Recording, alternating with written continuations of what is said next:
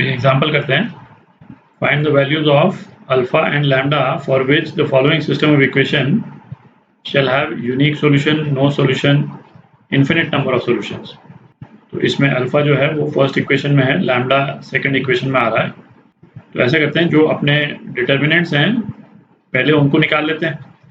तो डी क्या हो जाएगा, 2 1 1 अल्फा 2 2 6 लैम्डा 3।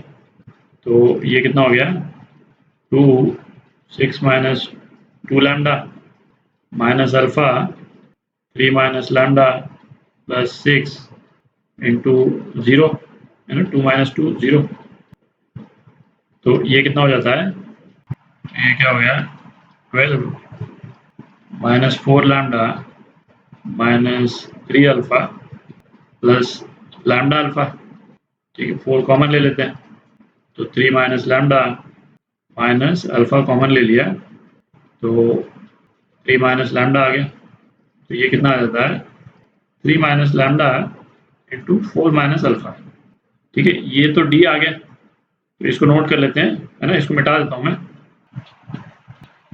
तो ये डी अपन ने नोट कर लिया। dx निकालते हैं। तो dx में क्या, जो पहला वाला x वाला जो कॉलम है उसमें ये लास्ट वाला कॉलम आ जाएगा, 6 5 3 अल्फा 2 2 6 लैम्डा 3। तो ये कितना हो जाएगा, 6 into 6 minus 2 lambda minus alpha 15 minus 3 lambda plus 6 into 10 minus 6। ठीक है, तो इसको आप सिंप्लीफाई कर लेंगे तो अपने पास में क्या आ जाता है, 3 लैम्डा माइनस 5 अल्फा माइनस 4। ठीक है, ये रिजल्ट आ जाता है। तो इसको भी अपन नोट कर लेते हैं और dy निकालते हैं। dy में जो y वाला कॉलम है उसमें ये लास्ट वाला कॉलम आ जाता है। तो dy क्या हो जाएगा, 2 1 1 6 5 3 6 लैम्डा 3। ये क्या आ जाएगा, 2 15 minus 3 lambda minus 6 3 minus lambda plus 6 into 3 minus 5, ये 15 है। अच्छा, इस एक्सप्रेशन को आप सिंप्लीफाई कर लें तो क्या आ जाता है, ये 0 आ जाता है। ठीक है, तो इसको भी अपन नोट कर लेते हैं। अब निकालते हैं अपन dz। तो dz जो है वो क्या हो जाएगा, z वाले कॉलम में ये 6 5 3 आ जाएगा, 2 1 1 अल्फा 2 2 और 6 5 3। तो ये कितना हो गया, twice 6 minus 10 minus alpha 3 minus 5 plus 6 into 0। तो ये क्या हो जाता है, -2 4 माइनस अल्फा।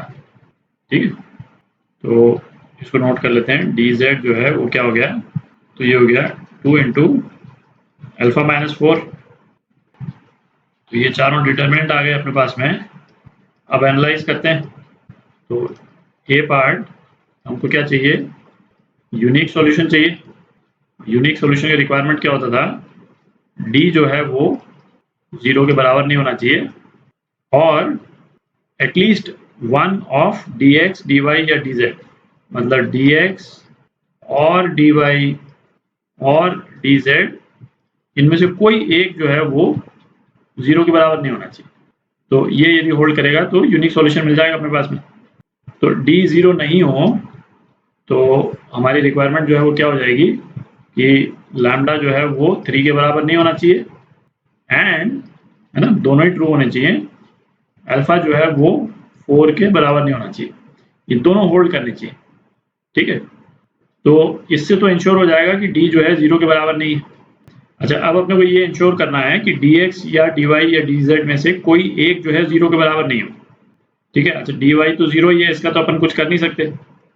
तो हम ये देखें कि ये जो हमारी रिक्वायरमेंट जो हमने ली है d को 0 नहीं करने के लिए, इससे ये भी इंश्योर हो जाता है कि dz जो है वो 0 के बराबर नहीं होगा। यदि अल्फा 4 के बराबर नहीं है तो dz जो है वो 0 के बराबर नहीं होगा। तो हमारी रिक्वायरमेंट पूरी हो जाती है ना, बाकी हमको देखने की ज़रूरत ही नहीं। dy तो 0 ही है और dx को एनालाइज करने की हमको ज़रूरत नहीं है। ठीक है, इसी से हमारा काम हो गया। तो हमारा आंसर क्या हो गया, ये हमारा आंसर हो गया। Alpha not equal to 3, lambda not equal to 3 और अल्फा नॉट इक्वल टू 4। इससे हमको यूनिक सॉल्यूशन मिल जाएगा। B part, no solution. No solution के लिए हमको क्या चाहिए, d जो है वो तो 0 के बराबर होना चाहिए और dx और dy जो मैंने पहले और बोला था वो बेसिकली एंड था, है ना। d 0 के बराबर होना चाहिए एंड dx और dy और dz इन तीनों में से कोई एक 0 के बराबर नहीं होना चाहिए, है ना, नो सॉल्यूशन के लिए। तो अब क्या हमको d को 0 करना है, ठीक है। तो d को 0 करने के लिए एक ऑप्शन तो ये है कि हम अल्फा को 4 के बराबर कर दें, ठीक है। और अल्फा को 4 के बराबर हम करते हैं, उसके साथ ही हमको ये भी इंश्योर करना है कि dx या dy या dz में से कोई एक 0 नहीं होना चाहिए। और इसमें आप देखें, जैसे ही हम अल्फा को 4 के बराबर करेंगे तो dx भी ऑटोमेटिकली 0 हो जाएगा और dz भी 0 हो जाएगा और dy तो वैसे ही 0 है। तो अल्फा इज इक्वल टू 4 का ऑप्शन हम नहीं ले सकते हैं, ठीक है, क्योंकि इससे हमारे बाकी सारे डिटर्मिनेंट्स भी 0 हो रहे हैं। तो हम कौन सा ऑप्शन लेंगे, लैम्डा जो है वो 3 के बराबर होना चाहिए, लैम्डा 3 के बराबर। तो d तो हमारा 0 हो गया, तो इससे हमारा d तो 0 हो गया, है ना, ये इंश्योर करता है कि d 0 हो गया और dx या dy या dz में से कोई एक 0 नहीं हो। इसके लिए हमको क्या चाहिए कि अल्फा 4 के बराबर नहीं होना चाहिए, है ना, अल्फा जो है वो 4 के बराबर नहीं होना चाहिए, ठीक है। तो उससे हमारा इंश्योर हो जाएगा कि dx भी 0 नहीं होगा और dz भी 0 नहीं होगा, ठीक है। तो हमारा आंसर क्या हो गया, ये हमारा आंसर हो गया, ठीक है। अब इन्फिनिट नंबर ऑफ सॉल्यूशन देखते हैं, जगह बनाते हैं थोड़ी। सी पार्ट, है ना, इनफाइनाइट नंबर ऑफ सॉल्यूशन।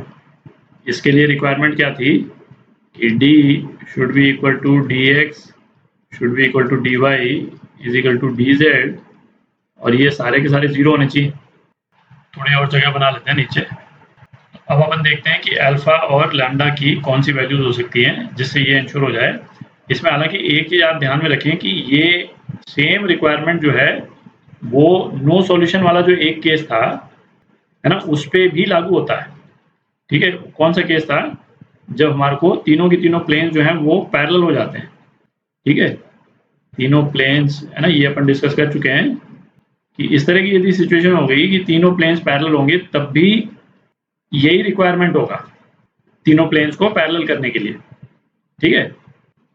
तो अभी जो अपन सॉल्यूशन निकालेंगे, है ना, सॉल्यूशन निकाल करके अपन ये इंश्योर करेंगे कि ये वाली पॉसिबिलिटी जो है वो रूल आउट हो जाए, ठीक है, कि अपन ने जो सॉल्यूशन निकाला है वो इसका नहीं निकाला है, इन्फिनिट नंबर ऑफ सॉल्यूशन का निकाला, ठीक। तो पहले तो ये देखते हैं कि कौन से अल्फा या लैम्डा पे ये सेटिस्फाई होगा। तो ये तो अभी अपन डिस्कस कर चुके हैं कि यदि अल्फा को हम 4 कर देते हैं तो सारे डिटरमिनेंट 0 हो जाएंगे, इससे d तो 0 हो ही जाएगा और dx भी 0 हो जाएगा और dz भी 0 हो जाएगा, तो सारे डिटरमिनेंट 0 हो गए। तो अब अपन देखते हैं कि ये अल्फा इज इक्वल टू 4 करने से अल्फा आ रहा है अपनी फर्स्ट इक्वेशन में। तो ये फर्स्ट इक्वेशन जो है वो क्या बन जाती है, 2x plus 4y plus 6z is equal to 6, ये बन जाती है, ठीक है। सेकेंड इक्वेशन में तो लैम्डा है। थर्ड इक्वेशन क्या है, x plus 2y plus 3z is equal to 3। तो ये आप देखें जो फर्स्ट वाली जो इक्वेशन है वो थर्ड इक्वेशन के आइडेंटिकल ही है। थर्ड इक्वेशन को 2 से मल्टीप्लाई कर दें तो फर्स्ट वाली इक्वेशन आ जाएगी, है ना, कोई डिफरेंस है ही नहीं। तो इसका मतलब क्या निकला, इसका मतलब ये निकला कि दोनों के दोनों प्लेन्स ये जो हैं ये कोइंसिडेंट है ना, कोइंसिडेंट है, मतलब एग्जैक्टली एक के ऊपर एक है, इनमें कोई गैप नहीं है, कोई डिफरेंस नहीं है ना। जैसे अपने लाइंस के केस में डिस्कस किया था कि दो लाइंस कोइंसिडेंट का मतलब क्या हुआ कि भाई एक लाइन ये है और दूसरी लाइन एग्जैक्टली इसी के ऊपर है, कोइंसिडेंट है। इसी तरह से ये दोनों प्लेन्स जो हैं, यदि मैं दूसरा प्लेन ग्रीन से बना दूं तो दूसरा प्लेन भी जो है वो एग्जैक्टली ऐसी इसी के ऊपर ही बन जाएगा, ठीक है। तो दो प्लेन तो ये हो गए और तीसरा प्लेन जब इंटरसेक्ट करेगा, तीसरा प्लेन सपोज इस तरह से है और इस तरह से इंटरसेक्ट करता है, तो सॉल्यूशंस क्या हो जाएंगे, ये इन्फिनिट नंबर ऑफ सॉल्यूशंस हो जाएंगे, एक पूरी स्ट्रेट लाइन बन जाएगी। ठीक है, तो इससे क्या ये चीज इंश्योर हो गई कि डिटर्मिनेंट्स को जीरो करने से ये नहीं हो रहा है ना, दो प्लेन्स कोइंसिडेंट हो गए और तीसरा प्लेन जो है उनको इंटरसेक्ट कर रहा है। ठीक है, तो इन्फिनिट नंबर ऑफ सॉल्यूशंस का जो अपना आंसर है वो क्या हो गया, अल्फा इज इक्वल टू 4। ठीक है, तो ये जो प्लेन्स हैं ये तो फर्स्ट और थर्ड इक्वेशन हो गई। अब सेकंड इक्वेशन देखते हैं।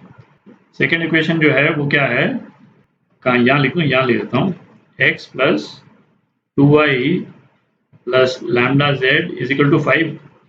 तो अब इस वाली इक्वेशन को ये ऊपर की जो इक्वेशंस हैं इनसे हम कंपेयर करें तो हम नहीं चाहते हैं कि ये वाली इक्वेशन जो है वो बाकी प्लेन से पैरेलल हो।